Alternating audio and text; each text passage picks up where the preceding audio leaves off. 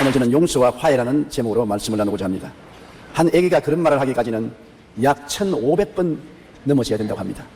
단번에 일어서지 못한다고 욕을 하면 그 아기는 낙심하여 영영 일어나 걷지 못할지도 모릅니다. 부모 형제는 계속 격려의 박수를 쳐주고 용기를 주어야 어린아이는 넘어져서 또 일어나고 하는 것입니다. 심리학자들의 말에 의하면 한 가지 일에 습관을 들이기 위해서는 약 21번의 실수를 통해야 된다고 합니다. 우리의 삶 중에 실수나 실패를 두려워하면 결코 성공을 바랄 수가 없습니다. 자연도 산불로 새까맣게 타버린 산천을 용서하고 화해하여 다시 나무가 자라고 풀이 돋아 복구되는 것을 우리는 항상 보고 있습니다. 우리 인간들도 말할 필요 없이 용서하고 화해하여 새 출발을 해야만 합니다. 첫째로 누가 누구를 용서해야 하느냐, 그런 질문을 할 것입니다. 하나님 앞에 용서받고 하나님과 화해해야 되는 것은 우리 모든 사람들의 책임이요 의무요 특권인 것입니다. 아담 이후 인간은 하나님과 원수된 삶을 살았습니다. 하나님을 반역한 인간에게 참 평화와 행복은 없습니다. 사람들은 돈이나 집이나 명예나 권세나 부귀 영화를 가지면 행복할 줄로 생각하는 것입니다. 그러나 그것은 다 가짜입니다. 진실로 하나님과 화해하기 전에는 행복이 없는 것입니다. 이사야 48장 22절에 야훼께서 말씀하시되 악인에게는 평강이 없다 하시느니라. 하나님이 없다고 하는 사람은 악인인데 악인에게는 마음의 평화가 없다고 말하는 것입니다. 그러나 예수님께서 하나님과 우리 사이에 오셔서 우리 죄악을 담당하셔서 청산해 주신 것이 얼마나 놀라운 은혜인 것입니까? 이사야 53장 5절에 그가 찔림은 우리의 허물 때문이요 그가 상함은 우리의 죄악 때문이라. 그가 징계를 받음으로 우리는 평화를 누리고 그가 채찍에 맞음으로 우리는 나음을 받았다고 말하는 것입니다. 그리스도를 통해서야만이 용서를 받고 용서받아야만 하나님과 화해를 이룰 수가 있는 것입니다. 용서가 앞서고 화해는 뒤따라오는 것입니다. 우리의 죄를 누가 감당할 수 있는 것입니까? 원죄와 자범죄가 태산보다 높기 때문에 우리의 힘으로는 감당할 수가 없습니다. 그 죄값을 지불하기 위해서는 죽어야 되는데 죽어버리면 끝이 나고 만 것입니다. 그러므로 하나님 아들이 죄 없이 이 세상에 오셔서 영원한 하나님이 유한한 인생들의 죄를 짊어지고 십자가에 몸짓고 피 흘려 다 갚아버리고 마는 것입니다. 우리의 죄는 한 번 예수님의 죽으심으로 영원히 청산되어버리고 마는 것입니다. 이제는 죄를 짓고 불의하고 추악하고 버림을 받아야 마땅함에도 불구하고 주님 앞에 나와서 부르짖으면 주님이 죄를 맑게 씻어주시고 죄책에서 해방되게 만들어주시는 것입니다. 주님의 보혈의 능력은 한없이 큽니다. 비누를 쓰면은 미국 사람이나 한국 사람이나 백인이나 흑인이나 황인종이나 몸이 때가 묻어 더러운 사람이나 깨끗한 사람이나 똑같이 씻어주는 것입니다. 차별이 없습니다. 비누가 사람 차별하는 거 보았습니까? 예수님의 보혈도 사람 차별하지 않습니다. 동서양 죄인 의인을 불구하고 모든 사람의 죄를 한 방울도 남지 않게 다 씻어주시는 것입니다. 그래서 죄를 씻고 난 다음에 주님께서 우리를 하나님과 화해시켜 주는 것입니다. 고린도후서 5장 21절에 하나님이 죄를 알지도 못하신 자로 우리를 대신하여 죄로 삼으신 것은 우리를 하여금 저희 안에서 하나님의 의가 되게 하려 하심이라. 우리가 예수를 믿으면 얼마나 의롭게 되느냐? 하나님처럼 의롭게 된다는 것입니다. 하나님이 태양이시면 우리도 태양처럼 된다는 것입니다. 힘으로 능으로 할 수 없는 일인 것입니다. 도저히 인간의 능력으로는 불가능한 것입니다. 그런데 우리가 하나님처럼 의롭게 된다.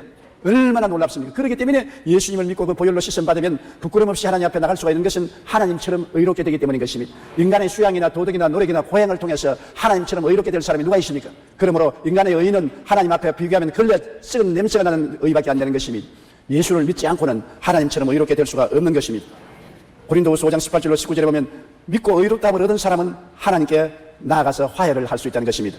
모든 것이 하나님께로서 났으며 그가 그리스도로 말미암아 우리를 자기와 화목케 하시고 또 우리에게 화목하게 하는 직분을 주셨으니 곧 하나님께서 그리스도 안에 계시사 세상을 자기와 화목하게 하시며 그들의 죄를 그들에게 돌리지 아니하시고 화목케 하는 말씀을 우리에게 부탁하시느니라. 죄를 용서하면 그 다음 화목해야 되는 것입니다. 용서는 해주고 화목을 안 하면 냉기가 도는 것입니다. 부부 싸움을 하고 난 다음에도 한편이 잘못다고 사과를 하면은 용서해주고 난 다음에 그 다음에는 옛날로 돌아가서 화기애애하게 서로 받아주고 사랑해줘야 되는 것입니다. 용서는 해도 나는 화해는 못한다면 그건 안 되지요. 예수님을 통해서 우리가 죄의 용서를 받으면 그때부터 하나님은 내 친아버지가 되고 나는 친자식이 되고 하나님과 한 가족이 되고 주님이 우리 속에 들어와서 우리와 더불어 먹고 우리와 더불어 마시게 되는 것입니다. 그러므로 우리는 하나님의 가족 중에 한 사람이 되는 것입니다. 죄인은 결코 하나님의 가족이 될 수 없습니다. 불의한 자는 하나님 앞에 설 수가 없습니다. 예수 믿고 보혈로 의롭다함을 얻은 사람은 그리스도로 말미암아 하나님과 화목해 되고 또 우리가 전도해서 많은 사람을 하나님하고 화목해 하면 하나님이 영광을 받으시게 되는 것입니다. 둘째로 하나님과 우리가 화해했으면 자기를 용서하고 자기와 화해해야 되는 것입니다. 여러분, 이 세상에 사는 사람은 자기가 너무나 못나 보이고 밉고 탄식스러울 때가 있는 것입니다. 내가 미워서 세수할 때 얼굴도 안 쳐다보고 세수만 하고 얼굴을 닦았습니다. 그렇게 자기를 비하하고 열등의식과 좌절감을 가질 때 극히 불행했습니다. 자기를 용서하지 않고 자기와 화해하지 못하면 이런 불행을 가지는 것입니다. 사람은 자기를 사랑해야 이웃도 사랑하고 자연도 사랑할 수 있는 것입니다. 자기를 미워하는 사람은 아무것도 사랑하지 않아요. 한강에 투신 자살하려고 뛰어가는 사람 보고 내 이웃을 사랑하세요. 내 이웃을 사랑하시면 니나 사랑해라 그거 할 것입니다. 자기를 죽이려고 하는 사람이 누구를 사랑할 수 있는 것입니까? 자기를 따뜻하게 사랑할 수 있는 사람은 자기 처자도 사랑하고 남편과 자식들도 사랑하고 이웃도 사랑할 수가 있는 것입니다. 무조건 하고 자기를 미워하는 것이 신앙이라고 생각하면 안 되는 것입니다. 세상의 물들은 자기를 미워해야지요. 회개하고 주님의 백성이 된 자기는 사랑해야 되는 것입니다. 하나님이 용서해 주셨으니 자기도 용서해 줘야 되는 것입니다. 하나님이 용서해 준 사람을 왜 자기가 미워할 수 있는 것입니까? 왜 자기가 용서해 줄 수 없습니까? 그러므로 하나님 앞에 나와서 십자가의 보혈로 용서받았으면 그 다음 아무리 과거에 자기가 못나고 열등의식과 좌절감에 빠진 자화상을 가졌을지라도 그것을 용서하고 자기를 화해하고 자기를 끊어 안아야 되는 것입니다. 느헤미야 9장 11절에 주께서는 용서하시는 하나님이라고 말했으며 히브리서 8장 12절에 내가 그들의 불의를 긍휼히 여기고 그들의 죄를 다시 기억하지 아니하리라고 말씀하신 것입니다.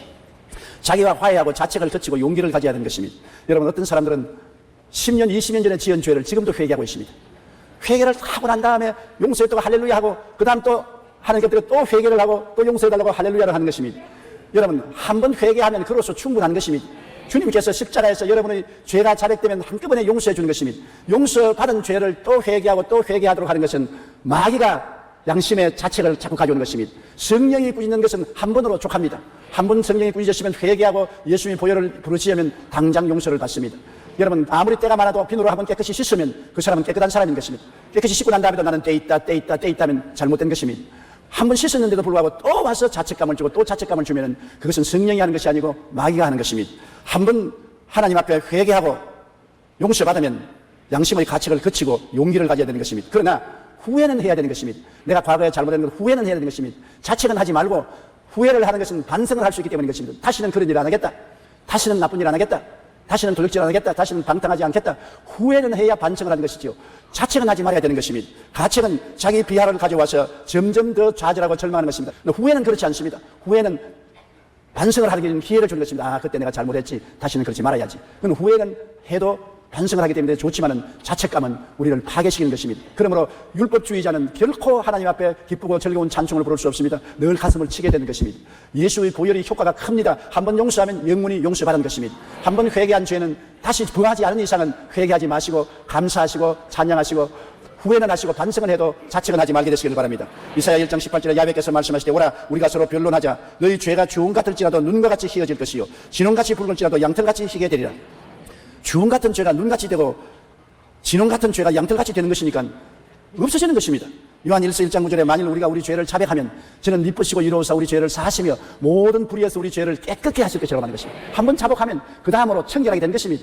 그 다음에 또 그 죄 덜쳐내는 것은 마귀의 참소지 성령이 회개시키는 운동은 아닌 것입니다. 그렇기 때문에 한번 회개한 죄는 영원히 씻음받고 사라진 것을 믿게 되시기를 바랍니다.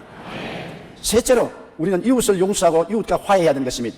이웃을 용서하지 못하고 마음속에 엉그리져 있으면 이것이 큰 문제가 되는 것입니다. 나는 어떤 외과 의사 선생님의 간증을 들어봤었습니다. 그 의사 선생님 간증해 보니까 한 여자가 왔는데 진찰을 해보니까 유방암이었습니다. 그래 가만히 어떤 병을 앓았는가 물어보니까 그는 제일 먼저 갑상선 암이 걸려서 수술을 했습니다. 얼마 있잖아요. 간암이 걸려서 또 수술했습니다. 또 얼마 있어 자궁암이 걸려서 수술했습니다. 그런데 이제는 또 유방암이 걸렸었습니다. 암 백화점인 것입니다. 그래서 의사 선생님이 당신 지금 유방암을 수술해도 소용이 없어요. 또 다른 암에 걸릴 것입니다. 이 암은 몸에 나빠서 암이 되는 것이 아니라 마음의 병이 들었을 것입니다. 무슨 마음의 병이 들었습니까? 그러니까 그 여자가 눈물을 흘리면서 우리 남편은 북한에서 내려온 혈혈단신 피난민이었는데 그와 내가 결혼을 해서 우리는 잘 살아보겠다고 건축 노동장에서 시장에서 온갖 장사는 다 했습니다. 그래서 집도 조그마한 하나 마련하고 남은 돈은 중견 건축회사에 투자를 했는데 그만 부도가 나서 사장이 달아나버리고 돈을 다 날리고 있는 집도 빼앗기고 단간방 월세집에 들어가서 나와 우리 남편과 애 둘을 데리고 사는데 너무나 억울하고 원통하고 너무나 미워서 이어가려고 잠이 오지 않습니다. 이제는 우리 남편은 탄식하고 늘 울고 고통을 당하다가 혈압이 높아져서 뇌혈열이 걸려서 지금 중풍병자가 되어 집에 들어 누워있고 학교 다니던 두 아들 딸은 학교도 못 가고 그 비좋은 자리에서 웅크리고 잠을 자고 있는 것을 보게 될 때 나의 마음이 칼갈이 찢어지고 원한에 사무치고 네가 갈리고 그 건축회사 사장을 만나면 칼갈이 찢어 죽이고 싶습니다. 그래서 의사 선생님이 말하기를 그것은 사람이 마땅히 할 수 있는 생각입니다만 당신이 그 사람을 미워하면 그 사람이 방해를 받는 것이 아니라 그것이 암을 유발합니다. 당신이 지금까지 갑상선암, 간암, 자궁암, 지금 유방암까지 걸린 것은 마음에 그 골만 것이 터져서 암으로 나오는 것이니 먼저 용서해주고 난 다음에야 수술해도 소용이 있지요. 그러면 소용이 없습니다. 다른 암 수술을 하고 난 다음에 후유증이 있어서 그걸 고치겠다고 약을 한 주먹씩 매일마다 먹어요. 그래서 병원에 입원시켜서 회개를 시켰습니다. 복음을 전하고 그를 회개시켜서 원수를 사랑할 수 있도록 기도를 하고 만들어 주었습니다. 나중에는 하나님의 성령의 도우심을 받아 그 여자가 다 자기를 망하게 하는 원수들을 용서하고 미워한 것을 회개하고 비로소 얼굴에 웃음을 찾고 찬송을 부르기 시작하자 이만침 먹던 약을 다 그쳐버렸었습니다. 그러고 난 다음 의사 선생님이 유방암을 수술했는데 깨끗이 나아버리고 이제는 건강해서 찬송을 부르며 산다는 것입니다. 마음속에 미움, 원망, 시기, 질투, 분노, 좌절, 절망 같은 것은 마음에 생겨난 무시무시한 종기인 것입니다. 이 종기가 자람으로 말미암아 육체에 여러 가지 병이 생기는 것입니다. 이걸 반드시 수술해내야 되는 것입니다. 회개하고 용서하지 아니하면 문제가 해결되지 않습니다. 내가 남에게 대해서 미움을 가지고 분노하고 시기하고 질투하고 좌절하면 그 사람은 내 영향력을 받지 않지만 내가 고통을 당하고 내가 좌절하고 병이 들고 고통을 당하게 되는 것입니다. 여러분, 이 세상에 태어난 사람 중에 예수님 이외에는 완전한 사람이 하나도 없습니다. 왜 저 사람이 완전하지 못하냐 그런데 완전한 사람은 하나도 없습니다. 성경에 의인은 없나니 하나도 없으며 모든 사람이 죄를 범하였으며 하나님의 영광에 이르지 못한다고 말한 것입니다. 여러분, 그러므로 모든 사람이 다 죄를 지었는데 모든 사람이 다 의롭게 되라고 나는 기대할 수 없는 것입니다. 내가 죄인인 이상 저들도 죄인이고 내가 용서받은 이상 저들도 용서받아야만 되는 것입니다. 이웃을 용서하고 이웃을 화해해야 내가 행복해질 수 있는 것입니다. 우리가 보는 눈과 하나님이 보시는 눈은 다릅니다. 우리가 볼 때 고약하게 봐도 하나님이 고약하게 안 보는 사람도 있는 것입니다.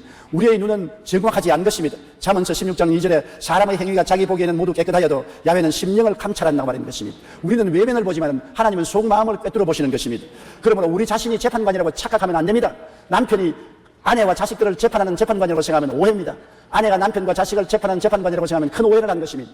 우리가 교회에서도 목사가 성도들을 재판하는 재판관이라고 생각하면 대단히 잘못된 것입니다. 우리는 재판관이 될 수가 없는 것입니다.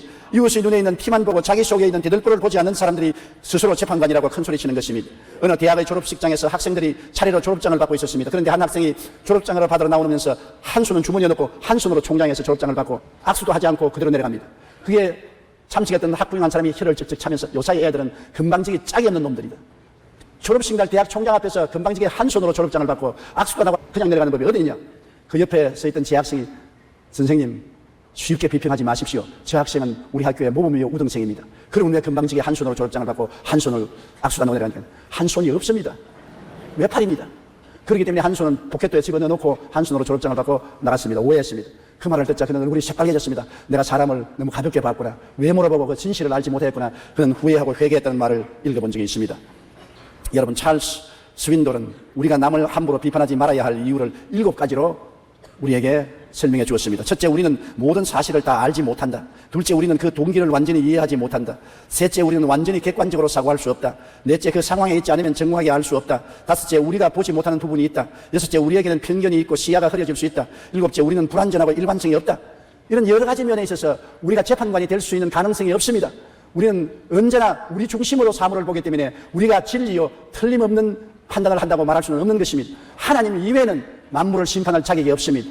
그렇기 때문에 우리는 쉽게 이웃을 심판하고 판단해서는 안 됩니다. 우리는 이웃에 있는 눈에 있는 티만 보고 자기 눈 속에 있는 대들보를 보지 못하면서 자신을 재판관으로 착각하면 안 됩니다. 마태복음 7장 4절 5절에 보라 내 눈 속에 들보가 있는데 어찌하여 형제에게 말하기를 나로 내 눈 속에 있는 티를 빼게 하라 하겠느냐. 외식하는 자여 먼저 내 눈 속에서 들보를 빼어라. 그 후에야 밝히 보고 형제의 눈 속에서 티를 빼리라. 마태복음 6장 14절로 15절에 너희가 사람의 잘못을 용서하면 너희 하늘 아버지께서도 너희 잘못을 용서하시려니와 너희가 사람의 잘못을 용서하지 아니하면 너희 아버지께서도 너희 잘못을 용서하지 아니하시라고 말씀한 것입니다. 스탠리 존스와 노만 필은 사람의 마음에 미움과 원한이 있을 때 정신과 육체에 얼마나 많은 해독을 주는지 신뢰를 들어 설명합니다. 한 부인이 평소 건강했는데 어느 날 갑자기 오른팔을 올릴 수가 없게 되었던 것입니다. 진단을 해보니 그녀는 친정어머니와 오랫동안 같이 살았는데 하도 친정어머니가 잔소리를 많이 하고 간섭을 많이 하기 때문에 수없이 친정어머니 뺨을 후려 때리고 싶은 생각이 나서 오른팔이 저렸습니다. 그런 생각을 오래 계속하고 있으니까 나중에 오른손이 마비가 되어서 오른팔을 쓸 수가 없었습니다. 그래서 목사님 앞에 나와서 상의를 하고 진단을 해보고 어머니를 미워서 때리고 싶은 마음이 화끈이 되어서 팔이 마비되었으니 회개하라고 했습니다. 그래서 그 어머니 앞에 나가서 회개하고 화해하고 난 다음 팔이 말끔히 나았다는 것입니다. 미국 미시간 대학에서는 1,324명을 대상으로 조사한 결과 누군가를 용서한 사람이 한을 품고 있는 사람보다 훨씬 건강한 것으로 나타났습니다. 피츠버그에 있는 카네기 멜론 대학교에서는 276명을 대상으로 연구조사했는데 평소 친구와 사이좋게 지내는 사람이 감기에 걸릴 확률도 4분의 1 정도로 줄어든다는 결과가 나온 것입니다. 용서하고 화해하면 건강하고 면역성이 강해져서 병도 잘 안 들리고 그리고 오래오래 장수하고 살게 되는 것입니다. 그렇기 때문에 용서와 화해는 우리의 건강에 직접적인 영향을 주는 것입니다. 그러면 네 번째로 우리는 얼마나 용서해야 됩니까? 한없이 용서해야 됩니까? 고약하게 구는 남편을 얼마 동안 용서해야 되는 것입니까? 바람 피우는 아내를 얼마 동안 용서해야 되는 것입니까? 부모 말을 안 듣고 방탕하는 자식을 얼마나 용서해야 되는 것입니까? 나에게 가시 노릇하는 이웃을 얼마나 용서해야 됩니까? 우리는 그런 질문을 합니다. 한없이 용서할 수도 없고 어찌할 수 있까요? 내가 예수님 믿고 하나님 앞에 지금까지 몇 번이나 용서를 받았는지 계산을 해보십시오. 여러분, 주님 앞에 용서해달라고 기도한 적이 몇 번입니까? 헤아릴 수 없지요. 한평생을 살면 수만 번 용서해달라고 기도했을 것입니다. 그럴 때마다 주님이 용서해 주었습니다. 나에게는 관대하면서 이웃에게는 관대하지 않으려는 것이 우리 사람들의 속성인 것입니다. 무공의 시대에 살았던 아담과 하와도 죄 지었지요. 그런데 오늘날 우리는 죄악의 공의 시대에 살고 있는 것입니다. 어느 곳에 하나 부패와 부정과 죄악의 유혹에 꽉 들어찬 죄악의 공의 시대에 살기 때문에 여기에서 죄를 짓지 않은 의인은 하나도 없는 것입니다. 요한일서 2장 16절에 이런 세상에 있는 모든 것이 육신의 정욕과 안목의 정욕과 이생의 자랑이니 다 아버지께로서 온 것이 아니요 세상으로부터 온 것이라. 그러므로 이 세상에 예수를 믿고 난 다음에도 여러분 이 공해가 심한 죄악 속에 살면서 다시는 죄를 안 짓는다고 말할 수는 없습니다. 예수님께서 만찬을 마치고 난 다음에 허리에 타월을 두르시고 대야에 물을 떠서 제자들이 더러운 발을 씻으니까 베드로 측에 오니까 베드로가 나는 주님이 발을 못 씻깁니다. 주님이 내가 너 발을 씻기지 않으면 너와 나와 상관이 없다. 그럼 내 머리도 씻겨 주십시오. 한 번 깨끗한 목욕한 사람은 다 깨끗하나 발은 씻어야 된다 했습니다. 한 번 예수 믿으면 깨끗하게 구원을 받았으나 행위는 늘 회개해야 되는 것입니다. 한 번 구원 받았으면 영원히 구원 받은 것입니다. 그러나 발은 더러워지니까 자꾸 씻어야 되는 것입니다. 발은 행위니까 행위는 더러워지는 것입니다. 먼지와 티끌이 많은 세상에 안 더러워질 사람이 누가 있는 것입니까? 그러므로 발은 더러워지니까 행위는 늘 회개하고 용서받고 남도 늘 용서해 줘야 되는 것입니다. 마태복음 18장 21절로 22절에 그때 베드로가 나와 이르되 주여 형제가 내게 죄를 범하면 몇 번이나 용서하여 주리까? 7번까지 하오리까? 예수께서 이르시되 내게 이르노니 7번뿐 아니라 7번을 70번까지 하라. 용서의 횟수를 얼마나 할까요? 하루에 7번이면 충분하겠지요. 예수님은 77이 49, 490번 용서하라. 아예 작심하고 죄를 지어도 490번 못 지을 겁니다. 그런데 이웃이 내게 잘못하면 490번 잘못해도 용서해 주라는 것입니다. 그러므로 아예 용서하기로 작심하라는 것입니다. 예수님이 십자가에서 몸짓고 피 흘려서 죽으시면서 내가 다 이루었다 하실 때 우리를 영원히 용서해 주고 마는 것입니다. 회개하지 않기 때문에 용서 못 받지.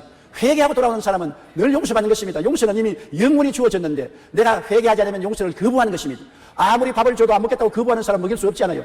그러나 내가 회개만 하면 얼마든지 주님께서 용서해 줄 작정을 하고 있는 것입니다. 또 그렇다고 야 오늘부터 마음대로 죄 짓고 회개만 하자. 그렇게 이용을 하면 안 되는 것입니다. 주의 선하심을 악하게 이용하면 그 회개는 진짜 회개가 아닌 것입니다. 정말 내가 세상에 살면서 어찌할 수 없이 불가피하게 심신이 더러워진 것은 회개하면 되지만은 주님의 사랑을 악용해서 그것을 이용해서 마음대로 죄 짓고 또 회개하면 되지. 나중에는 주님께서 회개할 수 있는 영을 부어주지 아니하시면 마음이 완악하게 되어서 회개도 못하게 되는 것입니다. 거짓과 진실이 연장이 있어야 되는데 우리가 진실하게 회개하는 것은 얼마든지 용서를 받습니다만 가짜 회개하는 자는 용서를 받지 못하는 것입니다. 너희가 각각 마음으로부터 형제를 용서하지 아니하면 나의 하늘 아버지께서도 너희에게 이와 같이 하시리라고 마태복음 18장 35절에 말씀하고 있는 것입니다. 다섯째로 우리는 위대한 용서와 화해를 볼 수 있는 것입니다. 요셉과 그 형제들을 보십시오. 부친 야곱이 죽은 후에 형제들이 말을 지어서 아버지의 유언이라고 말했습니다. 아버지가 그런 말 안 하고 돌아가셨어요. 그러나 저들이 요셉을 애굽에 팔은 죄책이 마음속에 남아있어서 견딜 수가 없습니다. 아버지가 있을 때는 방파백이 되었지만 아버지가 세상 떠니까 이제 요셉이 우리에게 복수할 것이다. 마음에 겁이 덜컥 났습니다. 그래서 아버지 유언을 조작해서 요셉에게 가서 말을 합니다. 너희는 이같이 요셉에게 이르라 내 형들이 내게 악을 행하였을지라도 이제 바라건대 그들의 허물과 죄를 용서하라 하신다니 당신 아버지의 하나님의 종들인 우리 죄를 이제 용서하소서 하며 요셉이 그들이 그에게 하는 말을 들을 때 울었더라. 왜 울었느냐? 얼마나 겁이 났기에 저렇게 유언을 조작해서 내게 말하느냐? 요셉이 다 속이 환히 들여다 보이지 않습니까? 그러나 요셉이 그들이 두려워서 떠는 것을 보고 불쌍히 느꼈던 것입니다. 성경에 보면 그 형들이 또 친히 와서 요셉의 앞에 엎드려 이르되 우리는 당신의 종들이니이다. 요셉이 그들에게 이르되 두려워하지 마소서. 내가 하나님을 대신하리까. 당신들은 나를 헤아려 하였으나 하나님은 그것을 선으로 바꾸사 오늘과 같이 많은 백성의 생명을 구원하게 하시리 하셨나니 당신들은 두려워하지 마소서. 내가 당신들과 당신의 자녀를 기르리다 하고 그들을 간곡한 말로 위로하였더라. 위대한 용서와 화해인 것입니다. 요셉이 형들에게 팔려서 10년간 종살이하고 3년간 감옥살이 했으니 이가 갈리고 온 마음에 한이 맺혔지 않겠습니까? 그러나 요셉은 줄곧 그 가운데 있으면서도 하나님의 은혜를 입어 형들을 용서하고 마음으로 화해하고 있었습니다. 그렇기 때문에 요셉이 건강하게 살아났지 원한을 품었으면 감옥에 병들거나 죽었을 것입니다.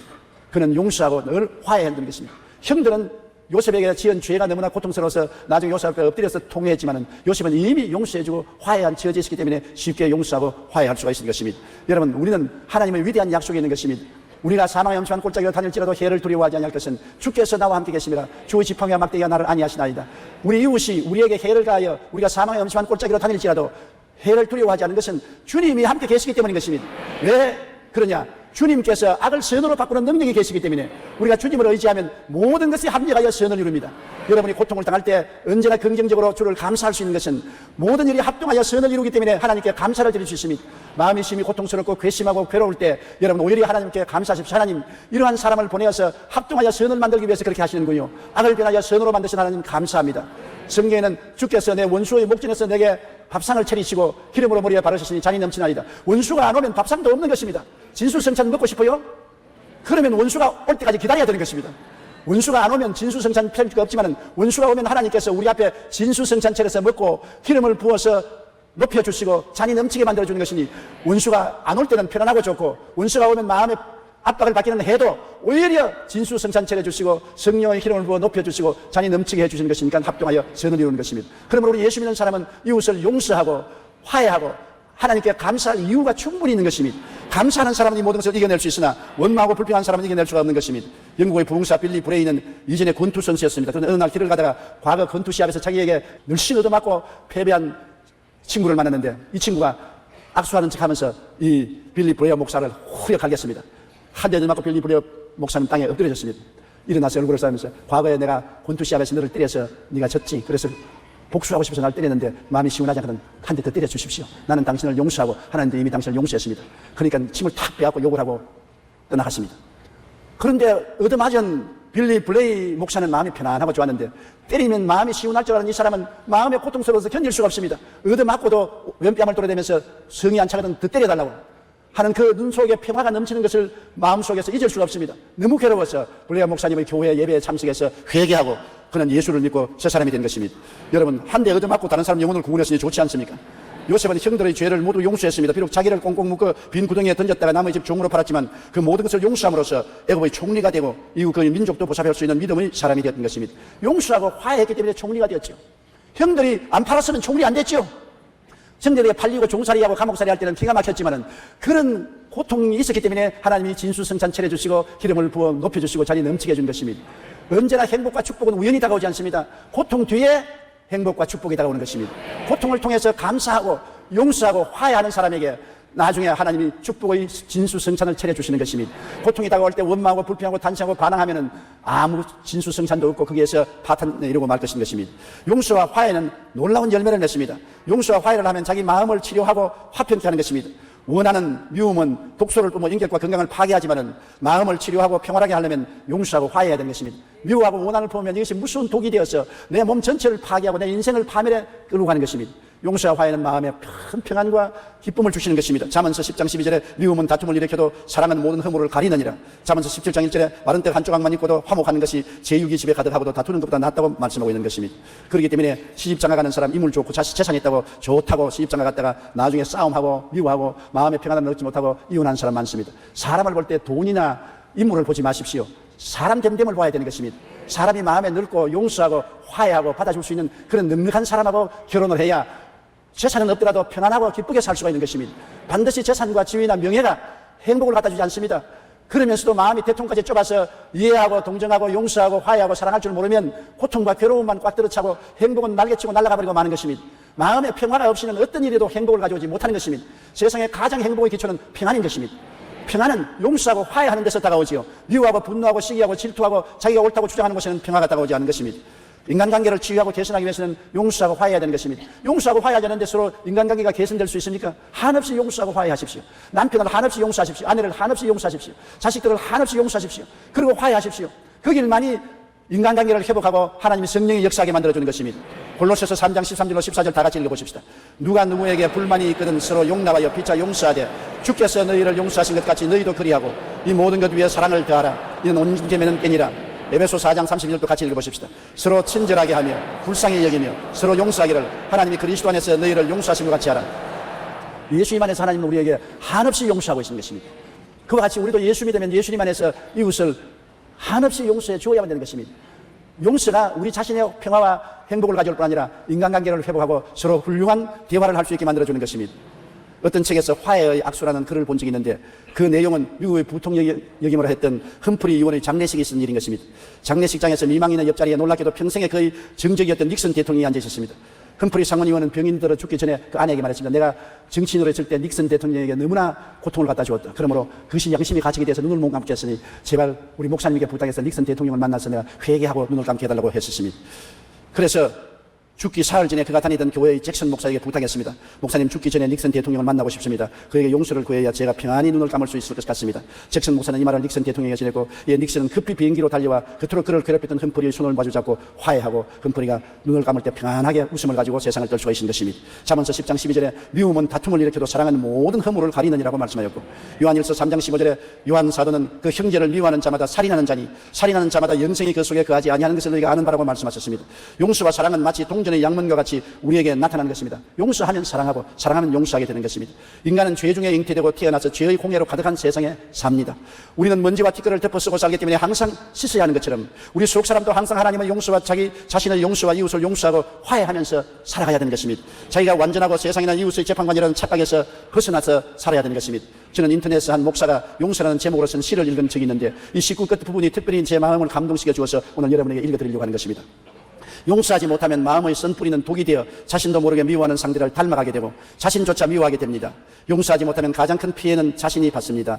세상에는 용서하지 못할 사람도 용서받지 못할 사람도 없습니다. 단지 용서하지 않고 괴로워하는 사람이 있을 뿐입니다. 맞습니다. 우리는 먼지와 티끌을 덮어쓰고 살기 때문에 항상 씻어야 하는 것처럼 우리 속 사람도 하나님의 용서와 자기 자신의 용서와 이웃을 용서하고 화해하고 살아야만 참된 행복과 평안을 가지고 살 수 있는 것입니다. 용서와 화해가 없는 세상은 가시밭이요, 흑암이요, 배설물 웅덩이요, 오직 좌절과 절망과 슬픔만 있을 따름인 것입니다.